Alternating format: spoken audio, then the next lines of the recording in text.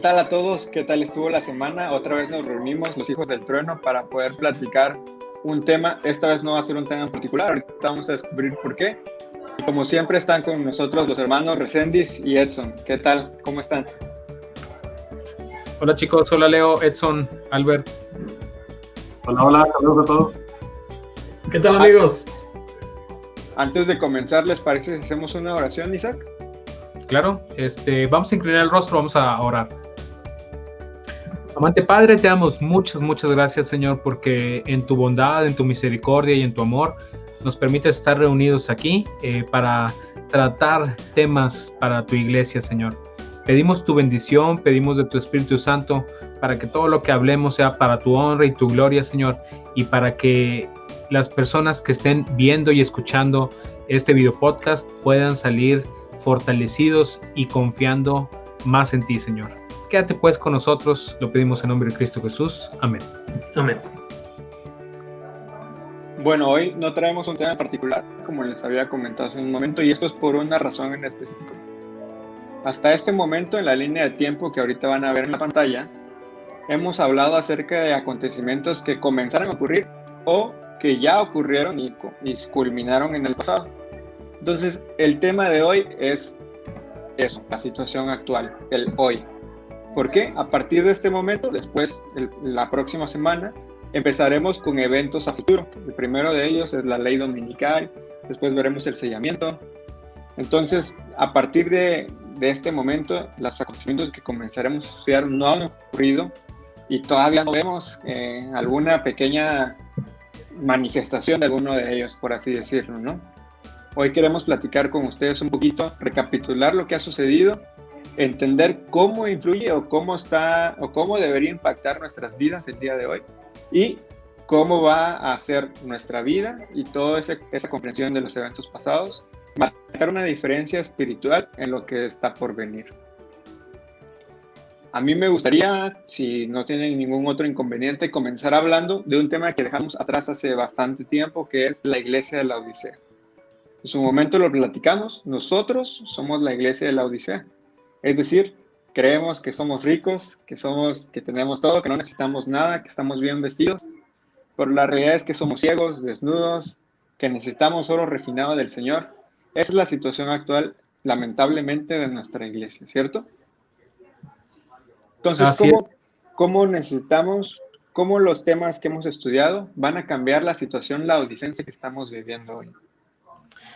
Bueno, a mí me gustaría intervenir, me gustaría dar una opinión y en su momento lo hablamos cuando estábamos tocando el tema de la iglesia de la Odisea y esto más que nada es un engaño que ahorita presentamos. Sentimos la necesidad de tener o hacer ciertas cosas que a lo mejor nuestros antepasados no tenían esa necesidad. El caso, como por ejemplo, de tener un celular que haga muchas más cosas que solamente llamadas telefónicas y todos los aditamentos que están involucrados alrededor de un celular, como pueden ser los audífonos, un reloj, etcétera, etcétera. Entonces, hay muchas cosas que el mundo nos ofrece, y eso por poner un ejemplo, ¿no?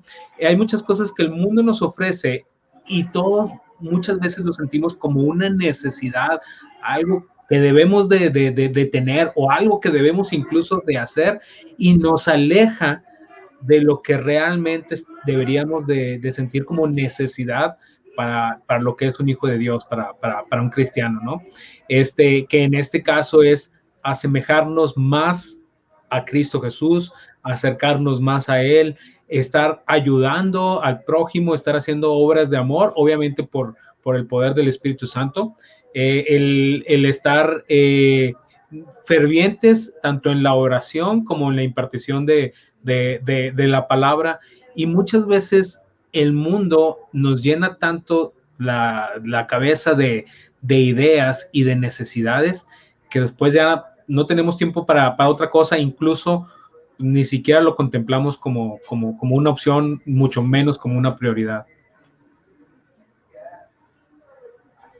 Sí, y fíjate que yo quiero ahondar un poquito más en este punto, que el tener un trabajo estable, el tener una remuneración económica, pues tal vez también estable, el no tener tantos problemas muchas veces, lejos de ayudarnos más a contemplar que el Señor nos está ayudando en todo, nos hace sentir que no tenemos necesidad de Dios, porque la realidad es que nos acordamos de Dios solamente cuando tenemos algún problema. Y al último en lo que acudimos, lo primero, si yo tengo un problema, lo primero que hago es recurrir a mis recursos. Como en este caso lo hicieron la ciudad de la Odisea cuando tuvo el terremoto. Ella recurrió a sus recursos y pudo solventar el problema sin necesidad de ayuda externa. Y muchas veces nosotros somos iguales. Tengo un problema, yo lo resuelvo. Si no lo puedo resolver, veo cómo lo resuelvo. Pero el último al que acudo es pedirle ayuda a Dios. Eso es lo último que hago. Y muchos de nosotros tal vez estamos en esta situación. Y yo creo que estos temas son importantes para que recordemos nuestra condición y que recordemos que Dios está ahí siempre, no solamente cuando lo necesitamos, sino también cuando tenemos bendiciones de parte de Él y tenemos que reconocerlo en todo momento.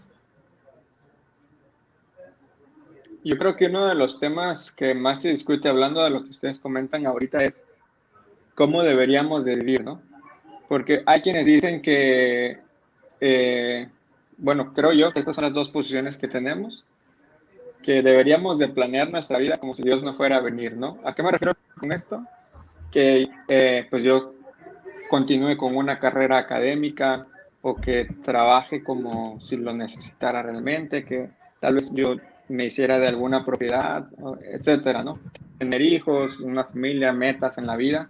Pero hay quienes dicen que también es bueno que nosotros nos alejemos de todo eso y comencemos a prepararnos para la venida inminente de Jesús, ¿no? ¿Cómo creen ustedes que deberíamos vivir en realidad? Hay dos posturas y creo yo que Noé, por ejemplo, es un ejemplo, ¿no? Noé, aunque trabajó para Dios, bueno, ese fue el trabajo que él tuvo, él continuó teniendo su vida, ¿no? Tuvo sus hijos, supongo que tuvo alguna propiedad que se fue al agua, pero la tuvo, ¿no? Y mantuvo su vida, sus metas en comunión con los planes que Dios tenía para su vida, ¿no? ¿Qué opinan?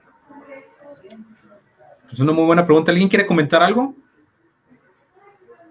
Bueno, a mí fíjate que cuando estás hablando de este tema, Leo, luego se me vino a la mente un pasaje en donde el Señor Jesús, cuando está orando por los discípulos, justamente antes de pasar todo lo que fue la pasión de Cristo, Él está orando por los discípulos y dice algo textual, dice, cuando le está pidiendo al Padre por ellos, dice, no te pido que los quites del mundo. En este caso, básicamente, el Señor, nuestro Dios, el Señor Jesús, no nos dice que nos alejemos del mundo, es decir, como si ya no le vamos a hacer caso a nada de lo que está en el mundo. Como tener un trabajo, como tener una familia, como, no sé, seguir con nuestros estudios, comprar una casa, pero lo que sí debemos de hacer, todo lo que hagamos, ya sea que comamos o bebamos, todo debe de ser para la gloria de Dios. Es decir, tal vez no dejando de hacer las cosas como lo que dices, pero siempre debemos de tener nuestra vista puesta en Jesús. Que nuestra meta y nuestro motivo, nuestra motivación sea agradar al Señor, servir al Señor, ayudar al pueblo de Dios, independientemente que estemos haciendo pues, nuestras labores, sosteniendo una familia, apoyando a nuestros hijos o incluso creciendo nosotros escolarmente o profesionalmente, prácticamente vamos a ir de la mano también encaminándonos al Señor Jesucristo y cumpliendo también esa meta. De hecho, hablando de esto, creo que ya podríamos introducir el tema ahí de cómo nos preparamos, ¿no? Es un tema que hemos visto a través del tema del juicio investigador y también en relación a qué es o cómo es que predicamos, ¿no? Que es lo que también vimos en el mensaje de los tres ángeles. ahí definitivamente yo coincido en que uno no necesita necesariamente irse de misionero dejando todo aquí y pues irse a África o al Pacífico Sur, donde la palabra de Dios tal vez no es tan presente en la iglesia adventista o el cristianismo, sino que lo podemos hacer día a día a través de nuestro testimonio, como lo decías, en el trabajo, en el transporte público o en el privado, que también tiene sus vaivenes. Y de esta manera predicar, ¿no? Nosotros nos preparamos en la intimidad y predicamos a través de nuestro testimonio. ¿Qué opinas tú, Edson, que has estado muy callado? Es que me quedé todavía pensando en lo anterior. Fíjate que desde chiquito a nosotros, nuestros papás nos enseñaron, y no sé si creo que lo hizo la hermana White, que tú debes de vivir como si Cristo viniera en 100 años y como si viniera mañana. O sea, tienes que tener esa mentalidad de estar preparado para que Cristo viene mañana, pero a la vez tus planes, tus proyectos de vida, todo eso, planearlo como para 100 años, haz de cuenta. Entonces, tienes que tener esas dos formas de ver la vida, ¿no? No puedes nada más agarrar una de que, voy a hacer mi vida, al cabo Cristo va a tardarse mucho, yo voy a hacer mi vida, voy a hacer mis planes, mis proyectos, cabo falta mucho para que venga. Y la otra tampoco se vale porque, no, es que ya va a venir, ya no voy a hacer nada, no voy a estudiar, no voy a trabajar, nomás voy a predicar y que ya venga mañana. O sea, tienes que tener esa doble forma de ver la vida, ¿no? Y trabajar en las dos al mismo tiempo. O sea, Cristo viene mañana, estoy preparado todos los días, predico, trabajo para Cristo, pero a la vez, pues también me preparo yo en mis proyectos, mi vida, mi familia, todo eso, ¿no? Y como decía ahí también en los temas anteriores que habíamos leído, en 2 de Pedro 3, 10, 11, dice, pero el día del Señor vendrá como ladrón en la noche, o sea, nadie sabe cuándo va a venir, ¿no? Entonces, por eso siempre tienes que estar preparado para cuando venga, estar listo. Y de lo otro que preguntabas, ahí sí se me fue la onda, porque estaba pensando en esto. Pero fíjate, Leo, tú, Edson, perdón, lo que comentas es bien importante porque si vivimos, aun y cuando estemos haciendo las cosas diarias, las cosas cotidianas, si vivimos con la mentalidad, con los ojos puestos en que debemos de estar preparados para la vida del Señor Jesucristo, el hecho de que el Señor Jesucristo venga e interrumpa mis planes terrenales no va a tener un impacto en mí.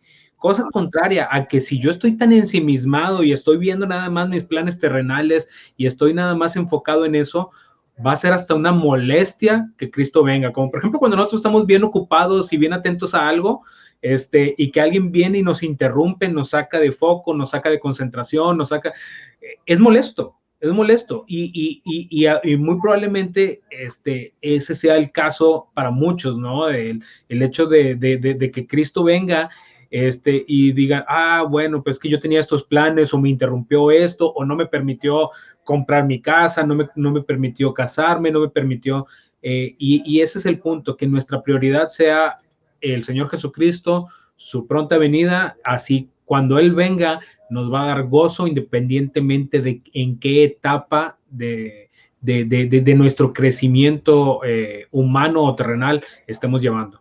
Fíjate que eso es muy difícil de concebir dependiendo la etapa en la vida en la que estás. Yo me acuerdo cuando yo era chavito, joven, y empezaba a ir a la iglesia y decían, es que Cristo ya viene, ya no tarda, o sea, ya se están dando los eventos, ¿no? Y a veces uno se estresa y dice, no manches, no he terminado mi carrera, no he estudiado, no me he casado, no, o sea, como que tú de chavo quieres cumplir con ciertas cosas, ¿no? Y ahorita ya estás grande, que pues ya terminas tu carrera, ya tienes familia, y ya dices, no, ya que venga, por favor, ya se está tardando. Entonces, como que cambia la forma de ver, ¿no? Entonces, algo que a mí me ha gustado, que he intentado trabajar con mis hijos es que tengan eso presente, que Cristo puede venir en cualquier momento y que tienen que estar preparados y que sí le den importancia a los proyectos de vida, ¿no? De estudiar y de tener una carrera y eso, pero que lo que más les llame la atención es el estar listos para que cuando Cristo venga. Eso es como que lo mejor. Y yo quiero comentar un poquito al respecto. Ahorita estaban comentando un poquito de 2 de Pedro 3. Fíjense que En esta epístola, Pedro nos está, y en este capítulo en específico, nos está hablando de la venida del Señor. Y una de las cosas en las que él nos dice es que cuando Cristo venga, todos los elementos de esta tierra se fundirán, van a ser quemados. Así que no importa si yo estoy construyendo mi casa, no importa si yo estoy trabajando. Sí, está bien tener nuestra casa porque Dios quiere que seamos prósperos. Esto no va en contra del Evangelio, pero tenemos que entender que todo esto se va a quemar. Esto es irremediable. Y miren, quiero leerles el versículo 10, 11 y posiblemente el 12. Estoy en 2 de Pedro 3.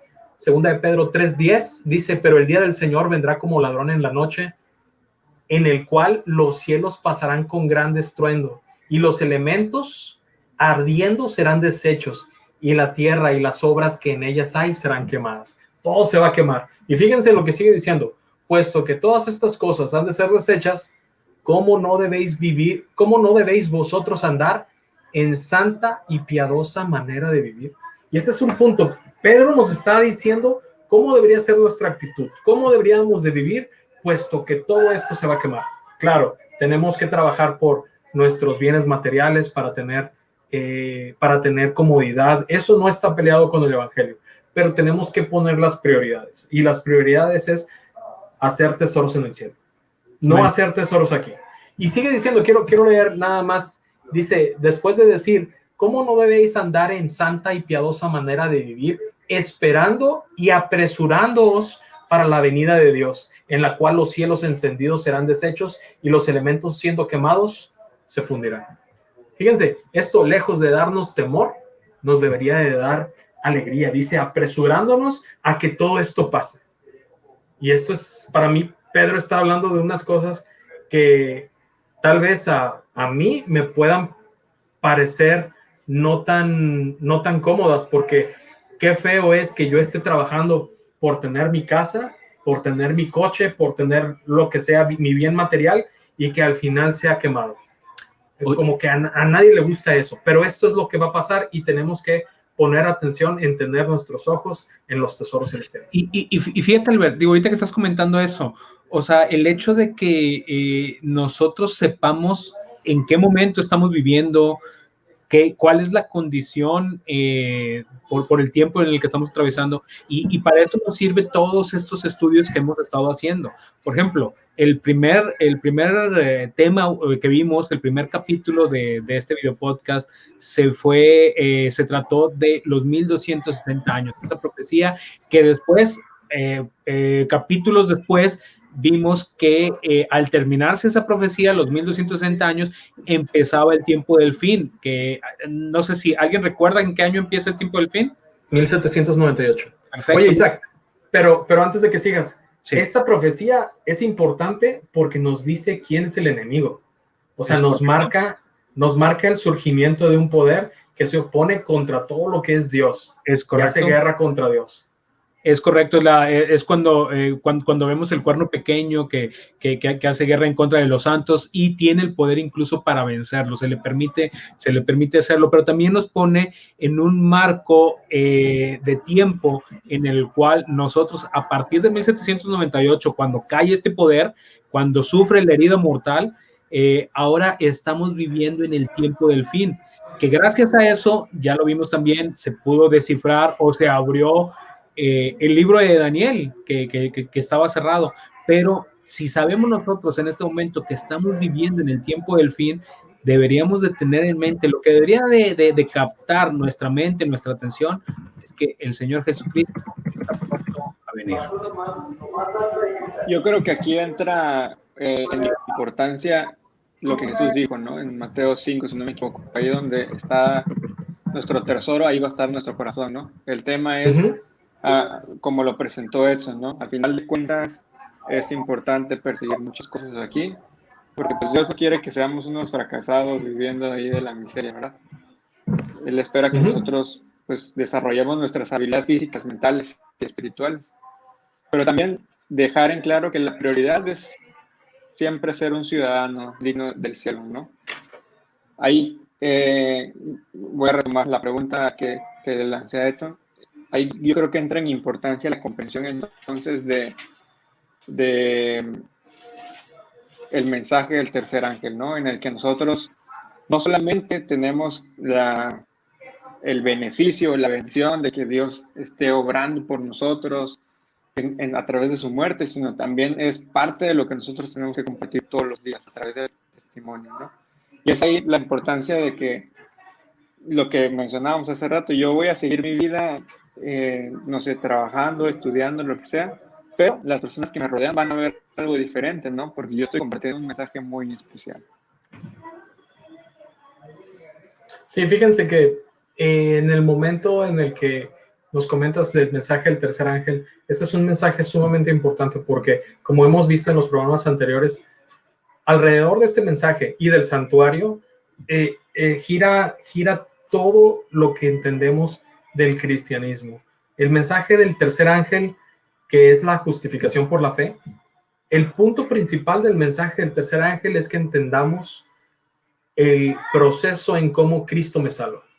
Es cómo Cristo me justifica por fe, porque yo soy pecador, y lo hemos dicho en la mayoría de nuestros episodios, y más cuando hemos hablado del santuario. Yo soy pecador y Cristo no disculpa mi pecado. Pero entonces, ¿cuál es el proceso? ¿Cómo Cristo me salva? La justificación por la fe viene a enseñarnos cómo Cristo me salva. ¿Y por qué es importante entender cómo Cristo me salva? Porque si hay un mensaje erróneo y le creo al mensaje erróneo, me puedo perder. Y les voy a poner un ejemplo. Cuando Adán y Eva estaban en el huerto del Edén, antes de que Adán y Eva pecaran, Eva va al árbol del fruto del árbol de la ciencia, del conocimiento del bien y del mal. Y ella pensó, ¿por qué Dios no quiere que comamos de este árbol? Y Satanás le da un mensaje erróneo que ella decide aceptar. Y es, lo que pasa es que sabe Dios que el día que comas del árbol, ese día van a ser abiertos tus ojos y vas a ser como Dios, conociendo el bien y el mal. Y eso era una verdad, pero la mentira vino después. Le no vas a morir. Le dijo, no vas a morir. Y ella creyó a la verdad y prefirió omitir la mentira. Creyó por completo en este mensaje erróneo y pecó. Y este es un punto sumamente importante porque nos puede pasar en la actualidad. Después de que ellos tienen sus primeros hijos, a Caín y Abel, aunque no viene en el Génesis, el Señor y Adán les habían instruido a sus hijos cómo deberían de ser los sacrificios, cuál era el sacrificio acepto para el Señor. Pero Caín no quiso seguirlo, quiso seguir su propio corazón y le trajo a Dios. Quería adorar a Dios, sí, pero lo quería adorar a su manera. Y este es un mensaje falso. En la actualidad podemos caer en este mensaje que yo le llamo la adoración de Caín, en el que podemos creer que yo puedo adorar a Dios a mi manera, que Dios va a aceptar la adoración como yo se la presento. Y este es un problema tremendo. De ahí la importancia de entender el mensaje del tercer ángel, que es el proceso en cómo Cristo me salva.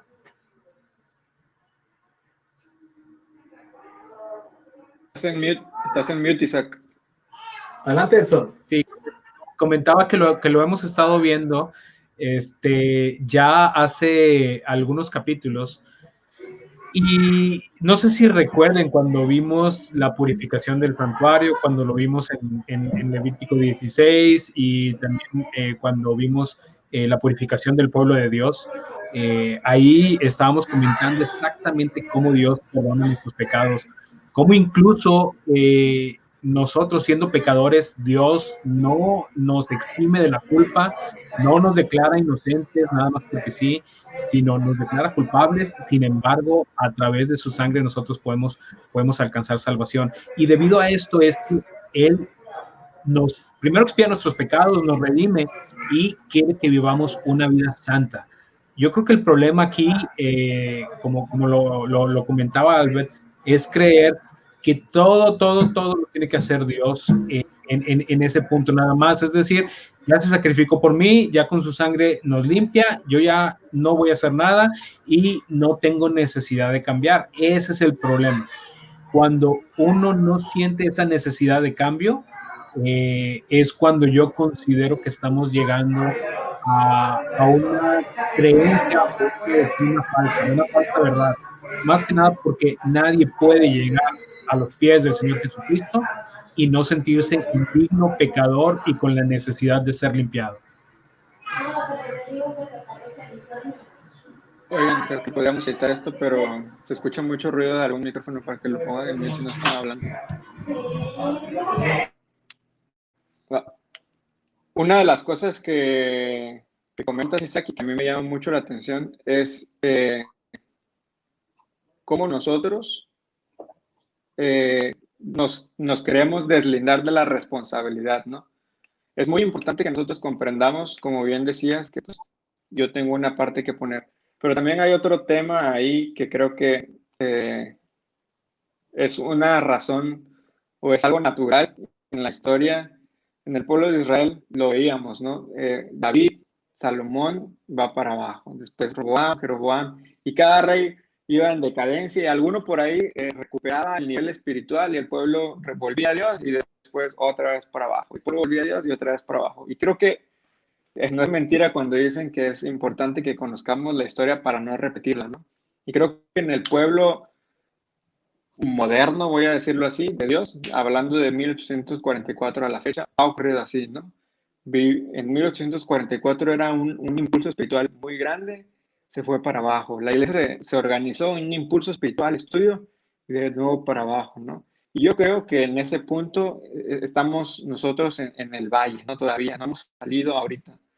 Necesitamos una convicción y ahí yo agregaría a lo que mencionabas, ¿no? Muchas veces la responsabilidad a la que nosotros nos queremos limitar es, yo no tengo que predicar, eso es la chamba del pastor, de los laicos, de los ancianos, yo nada más voy a poner mi día, ¿no? O yo no necesito conocer las creencias de la iglesia, o yo no necesito apoyar, con lo que yo haga está bien, y pues Dios sabe que sí lo amo y que le estoy echando ganas, ¿no? Pero incluso en el conocer la palabra de Dios, y creo que al final es una de las cosas a las que invitamos a la gente que nos escucha y que nos ve, es a que vuelvan a la palabra de Dios, ¿no?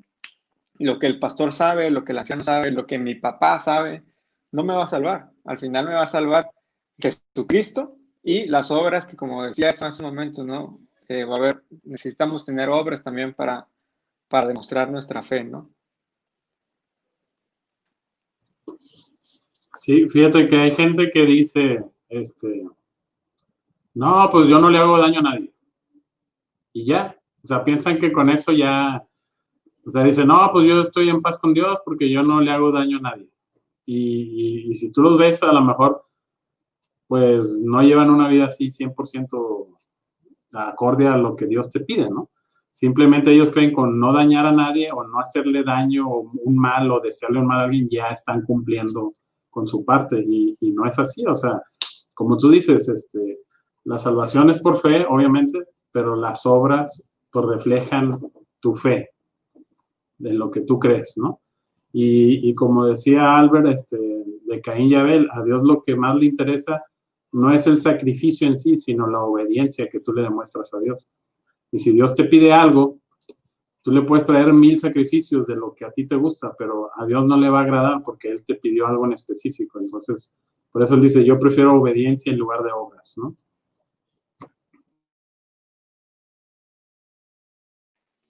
Ahora, también mi comentario iba más o menos en el sentido de lo que decía Albert, ¿no? La importancia de prepararnos es para no caer en engaños. Adán y Eva, la verdad, suena muy complicado, ¿no? ¿Cómo Satanás los pudo engañar si eran los mismos ángeles los que les enseñaban? Si Adán y Eva, siendo que ellos eran enseñados por seres celestiales, fueron engañados, ¿cuánto más nosotros podemos ser engañados que no tenemos esa bendición, ¿no? Sí tenemos al Espíritu Santo, claro que lo tenemos, pero hay que sacarle provecho también, ¿no? Hay que poder, no es como que, yo nunca me saco a 3:16 y el día de la prueba voy a estar listo para enfrentarla, porque ya me sé los 10 mandamientos de Juan 3:16. Va a llegar un punto en el que desafortunadamente está escrito, algunos dirigentes de la iglesia, algunas de las personas que nosotros consideramos estandartes, líderes juveniles, no quiero decir pastores, pero la realidad es que sí también, van a predicar que el sábado ya no es el día de reposo, que fue un error de la iglesia y nosotros tenemos que estar preparados para enfrentar esa situación. Incluso hoy lo vemos predicar en diversas personalidades que nosotros jamás vamos a poder dejar de pecar. Y eso es parte del mensaje de justificación por la fe que estudiamos hace un momento, hace unas semanas, perdón. Y también de lo que ha ocurrido también en relación al mensaje de 1888, ¿no? Y la justificación por la fe. Hay que comprender esta disposición a nosotros estudiemos para que en el momento de la prueba no podamos ser engañados.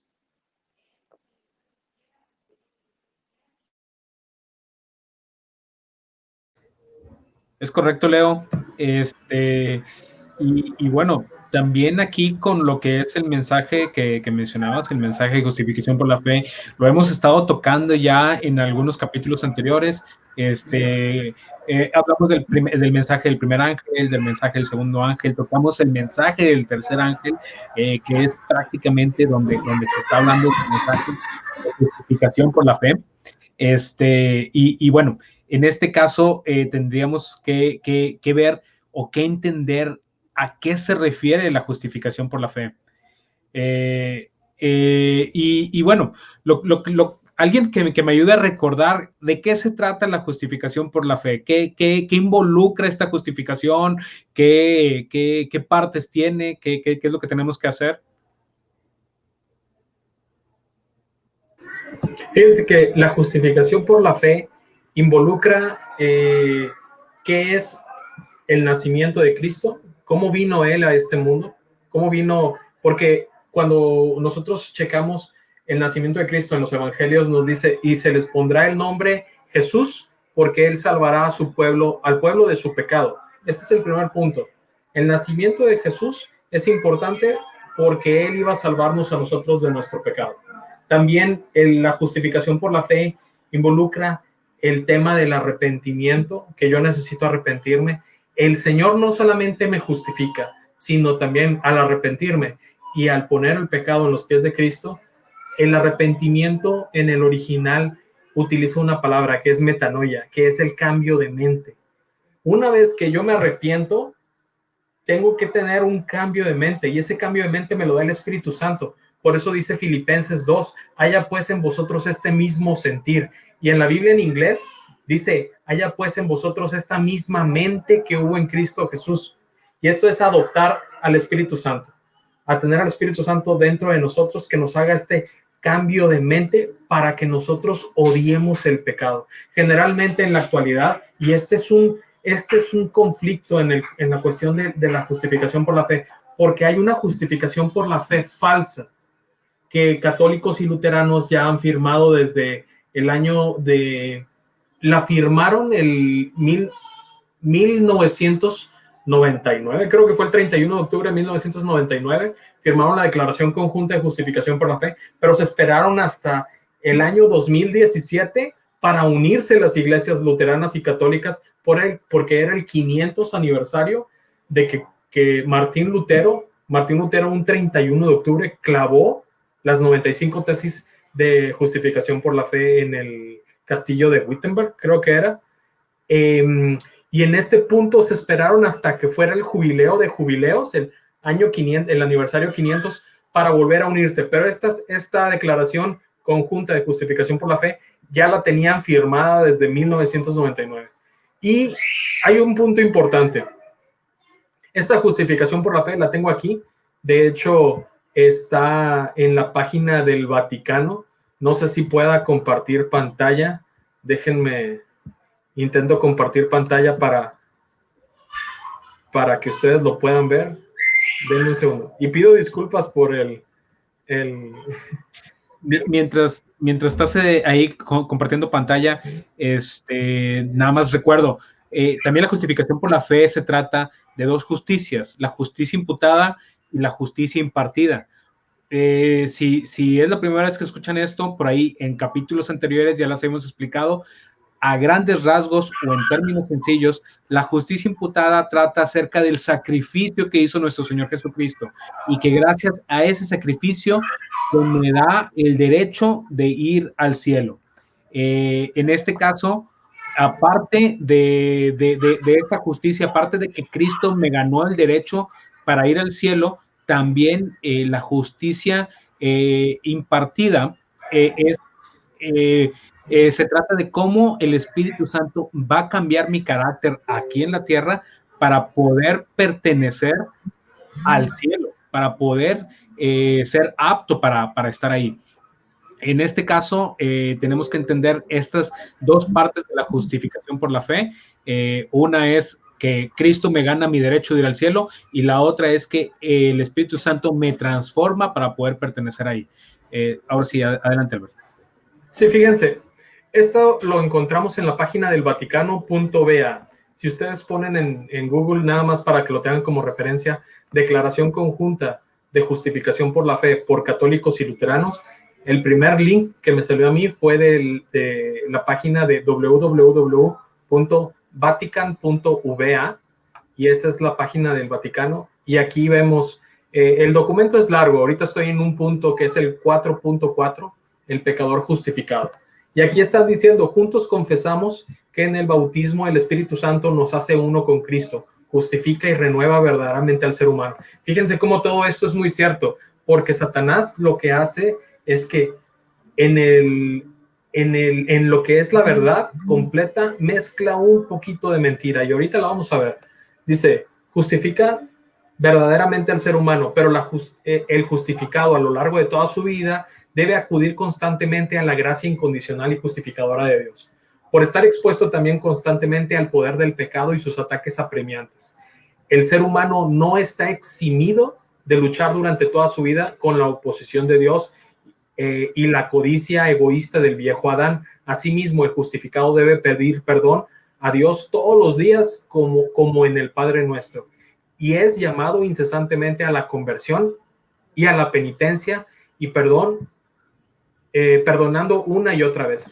Todo esto tiene que ver con lo que los católicos creen. Pero fíjense también en el punto aquí, en el párrafo 29.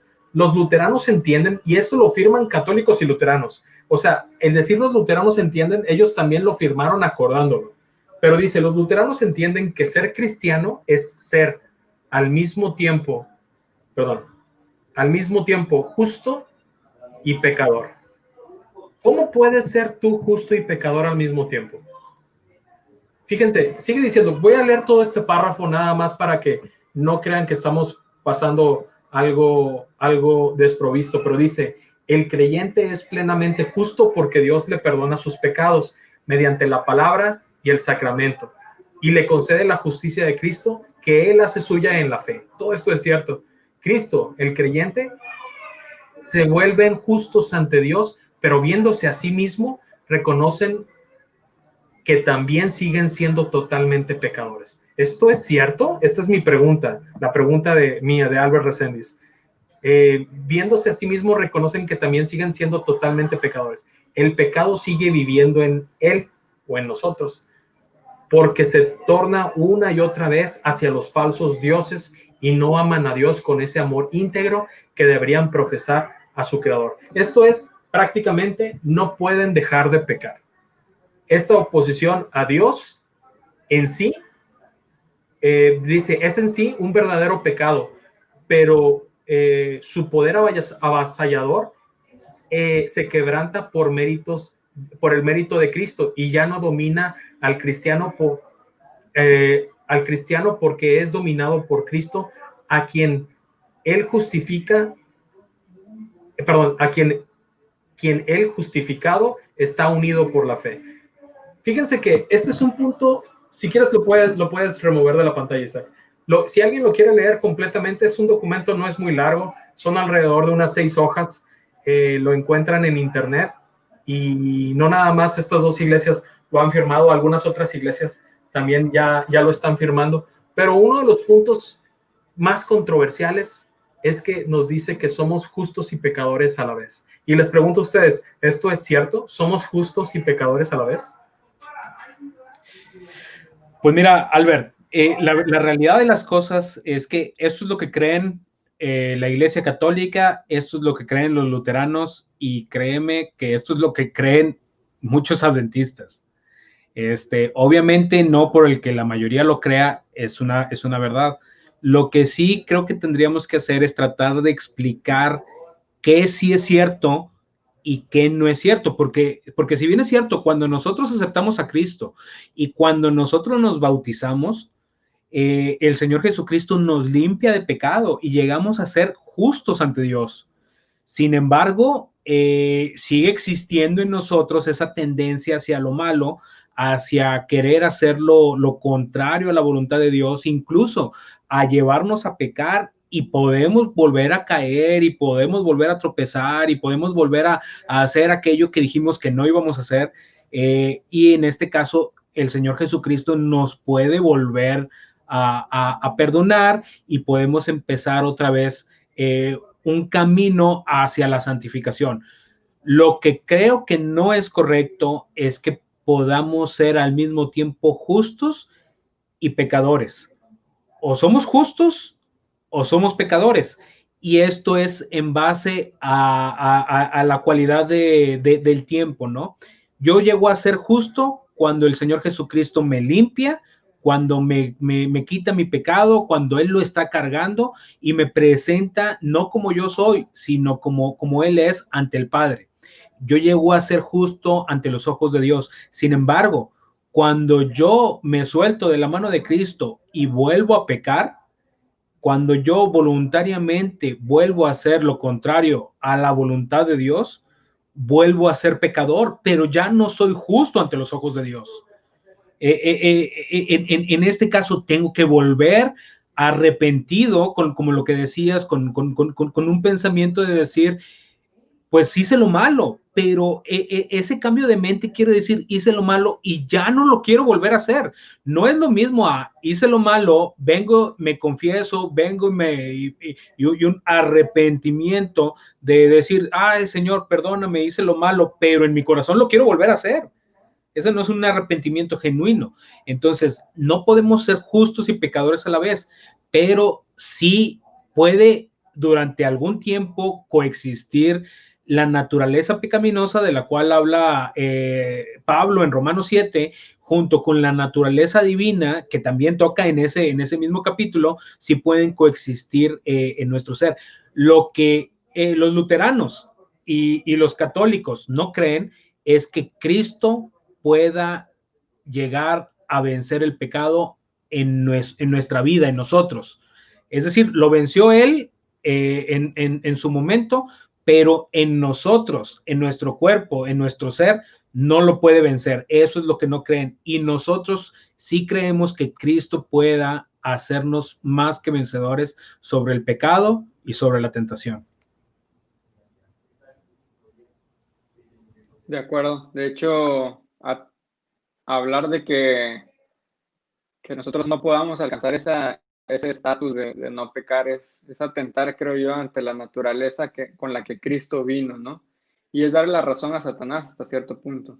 Si Jesús no nació con esta tendencia y la pudo vencer con ayuda de Dios, porque eso lo sabemos, ¿no? Dice en Marcos que Jesús se levantaba muy de mañana y aún cuando era muy oscuro para orar y tener una relación personal con Dios. Él lo requirió para poder llevar a cabo ese sacrificio y considerando que su vida fuera perfecta, ¿no? Si nosotros no podemos alcanzar eso, Jesús tuvo una ventaja y Satanás tiene razón. Dios es injusto, su ley es injusta para nosotros, ¿no? Y a través de la vida de Jesús, el ejemplo que tenemos de él y a conciencia de creer que era Jesús totalmente humano y a la vez totalmente divino, nosotros podemos tomarlo como que sí podemos vencer el pecado.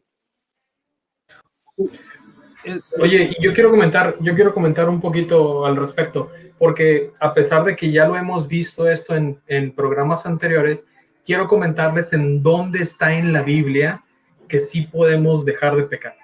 ¿Dónde dice la Biblia que sí podemos dejar de pecar? Y este es un punto importante.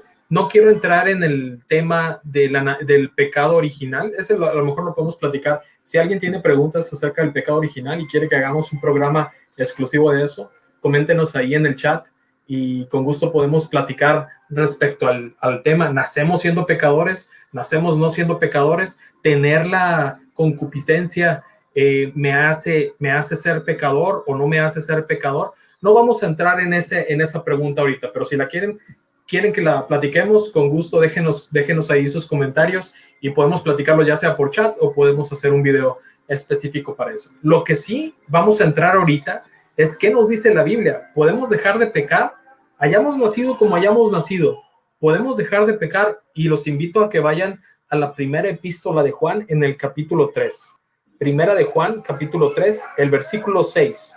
El versículo 6 dice: todo aquel que permanece en él, esto es en Cristo, leyendo el contexto, está hablando de Cristo, todo aquel que permanece en él, dice, no peca. Todo aquel que peca no le ha visto ni le ha conocido. Y en este versículo se sintetiza una contradicción, o bueno, algo que contradice al documento de justificación por la fe católica y luterana. No puedo ser justo y pecador a la vez. Cristo no me justifica. Si Cristo me justifica, no sigo pecando. Y aquí dice, el que permanece en él no peca. Fíjense, dice, lo voy a volver a leer. Todo aquel que permanece en él no peca.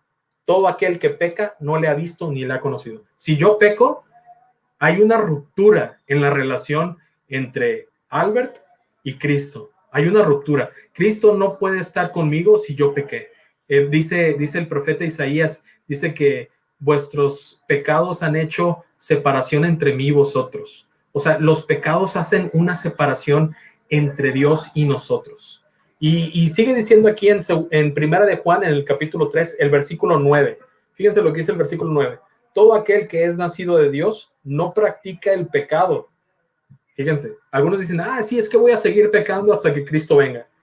Pero aquí dice la Biblia, y es claro, todo aquel que es nacido de Dios no practica el pecado porque es simiente de Dios, porque la simiente de Dios permanece en él y no puede pecar porque es nacido de Dios. La Biblia claramente nos dice que si yo le entrego el control a Cristo Jesús, yo no puedo pecar.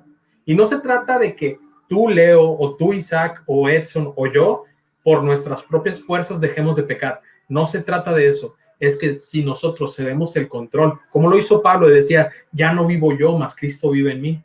Y también como nos siguen diciendo las epístolas, nos dice que Él pone el querer como el hacer por su buena voluntad. Entonces todo esto es trabajo de Cristo.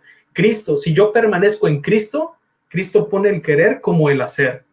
Entonces, si Él pone el querer como el hacer, ¿Él va a pecar en mi vida? Es una pregunta. Y la respuesta es no. Entonces, si Él está controlando mi vida, yo no voy a pecar. Y este es un punto importante. Y este es el punto en el que Satanás nos está intentando engañar. Y nos sigue diciendo la misma mentira que le dijo a Eva. No vas a morir. Sigue pecando. No vas a morir. El Señor te va a transformar hasta que Él venga. Esa es la misma mentira que le dijo a Eva. Y muchos de nosotros la seguimos creyendo. Definitivamente creo que es un tema que hemos presentado anteriormente. Ahorita le doy la palabra a Isaac. Y creo que ahí radica la importancia de lo que hemos platicado, ¿no? Si no me equivoco, está en conflicto de los siglos 470 o 78. Cuando decíamos que es importante que todos comprendamos el santuario celestial, ¿no? La verdad. E involucra no solamente lo que Jesús hace en el cielo o lo que hizo aquí en la tierra mientras estuvo haciendo su ministerio, su muerte y resurrección, sino también lo que hace por nosotros en nuestra vida todos los días, que es parte de lo que tú estabas diciendo, ¿no? Ahora sí, Isaac.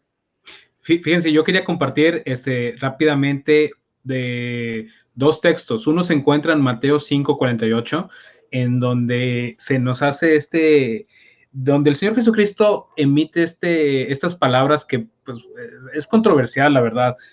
Mateo 5:48, donde dice, sed pues vosotros perfectos, como vuestro Padre que está en los cielos es perfecto. Aquí el Señor Jesucristo nos pide que alcancemos la perfección que tiene Dios, no en cuanto a todo su poder, toda su gloria, su magnificencia, pero sí en cuanto a su carácter.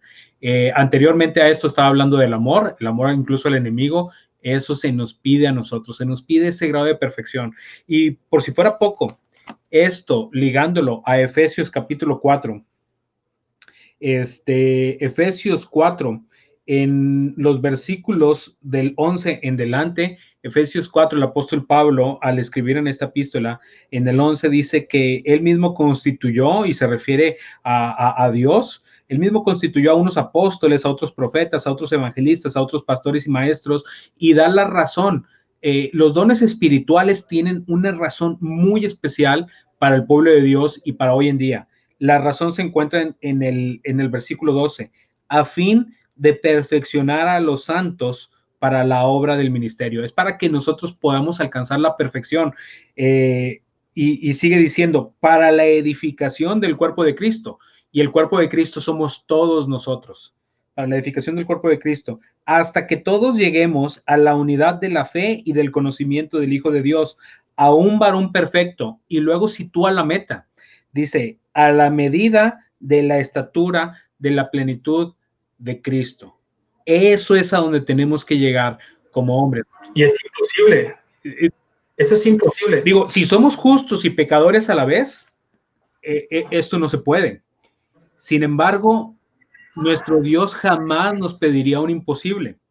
Obviamente, con mis propias fuerzas no se puede, pero con el poder del Espíritu Santo es posible.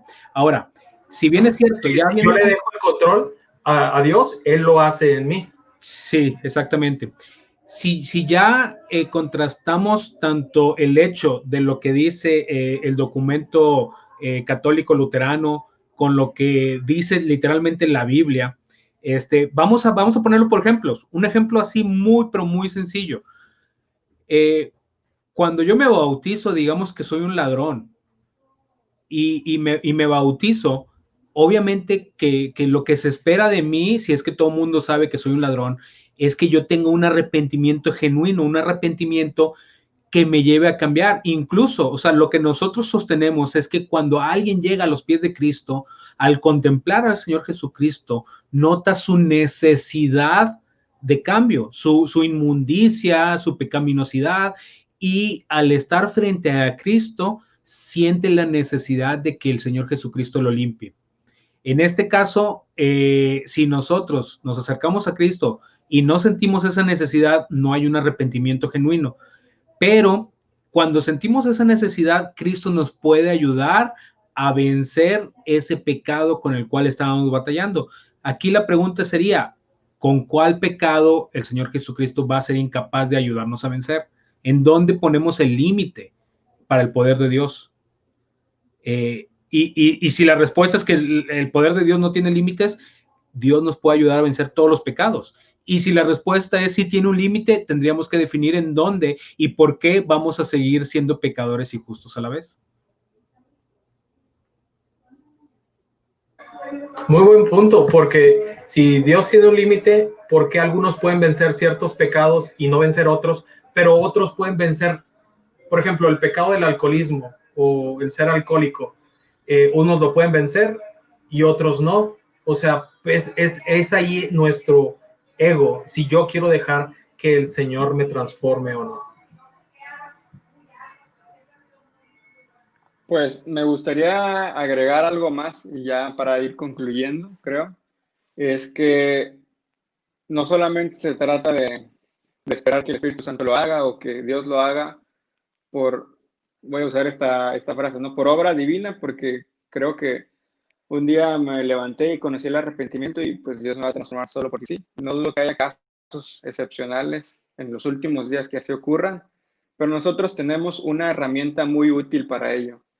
Y lo dice claramente, así como el pasaje que leyó ahorita Isaac también, 2 de Timoteo 3:16 lo dice, ¿no? Y 17, en el que dice que toda la palabra de Dios es útil para redarguir, para instruir en justicia, y al final dice, a fin de que el hombre de Dios sea perfecto, perfectamente preparado para toda buena obra. Así que en el estudio de la palabra, en esa comunión con el Espíritu, es cuando nosotros vamos a encontrar esa justicia, ¿no? Esa justicia en la que nosotros vamos a poder alcanzar la perfección que Jesús tenía. No la vamos a alcanzar por nuestras propias obras, sino por esa justicia que nos imparte todos los días, ¿no? Creo que con eso queda muy claro la situación en la que estamos hoy, cómo lo que hemos aprendido en el pasado, en los temas anteriores, nos es útil en preparación a lo que está por venir, ¿no? Y es muy importante, creo yo, que esta parte es el centro de todo, porque de la convicción en esa verdad depende que nosotros seamos esa última generación que espera a Jesucristo, ¿no? Está en nosotros ser ese grupo que le va a recibir sin haber pasado por la muerte, o pasar la batuta a, como decía Edson hace un momento, con sus hijos, ¿no? A ellos, y que finalmente podamos encontrarnos con el Señor. Espero que cuando, ya lo había mencionado en el pasado, que cuando nosotros nos encontremos con Jesús nos haga un encuentro duro como María cuando se encontró con él después de que Lázaro había muerto, ¿no? De que reclamarle por qué no estuvo aquí antes, sino más bien que sea de gozo, en el que nosotros estemos felices de que por fin nos hemos encontrado otra vez con alguien que llevábamos conociendo por mucho tiempo en las Escrituras. Y no me queda más que esto que hemos explicado hoy, creo que va en línea con el nombre que llevamos, ¿no? Los hijos del trueno. Recordar que Jesús transformó, no solamente los hijos del trueno, transformó a Moisés, transformó a Noé, transformó a Enoch, a Elías, a muchos hombres en el pasado, a Saulo. Y hoy también quiere transformarnos a nosotros. Él también quiere hacer de ese pescador mal hablado, tal vez alcohólico, mujeriego, que sea, transformarlo en un hijo de Dios. Con todas las cosas que nos puedan encender a ira, a odio, a rencor, Jesús nos puede hacer cambiar el corazón de piedra por uno de carne. Amén. Y bueno, con esto nos despedimos y nos volveremos a encontrar, Dios mediante, la próxima semana para comenzar a hablar de los eventos futuros. Y esta vez, bueno, la próxima semana hablaríamos de la ley dominical, algo que suena mucho en la iglesia adventista. Todavía no sabemos cuándo va a ser, qué va a pasar, cómo va a impactar en nuestra vida. Bueno, eso lo vamos a descubrir el próximo sábado, el próximo viernes. Hasta luego. Nos vemos. Nos vemos.